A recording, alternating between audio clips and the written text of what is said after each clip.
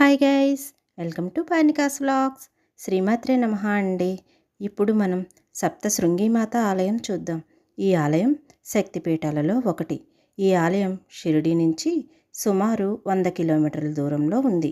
7 కొండల మధ్య ఈ ఆలయం ఉండడం వల్ల సప్తశృంగిమాత అని పిలుస్తారట. ఇక్కడ అమ్మవారు స్వయంభూ అని చెబుతారు. ముందుగా వన్నే అనే గ్రామం చేరుకొని అక్కడి నుంచి 11 కిలోమీటర్ల ఘాట్ రోడ్ ద్వారా ప్రయాణించి మనం గుడికి చేరుకోవచ్చు. మనం గుడి లోపలికి ప్రవేశించడానికి ఎంట్రన్స్లో కేబుల్ కార్కి టికెట్ తీసుకోవాలి. లోపలికి వెళ్ళాక బస్సు, ట్రైను కానటువంటి ఇలాంటి కేబుల్ కార్స్లో మనల్ని పైకి తీసుకువెళ్తారు. తరువాత మనం అమ్మవారిని దర్శించుకోవచ్చు. దర్శనమై బయటకు వచ్చాక కాళ్ళభైరవ స్వామిని దర్శించాలి. ఈ ఆలయంలో ఓవైపు ఎత్తైన కొండలు, మరోవైపు లోతైన లోయల మధ్య ఉండి చూడడానికి ఎంతో ఆహ్లాదంగా అనిపించింది.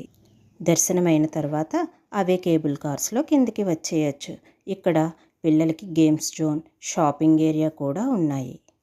ఈ వీడియో మీకు నచ్చితే శ్రీమాత్రే నమః అని కామెంట్ ద్వారా తెలియచేయండి.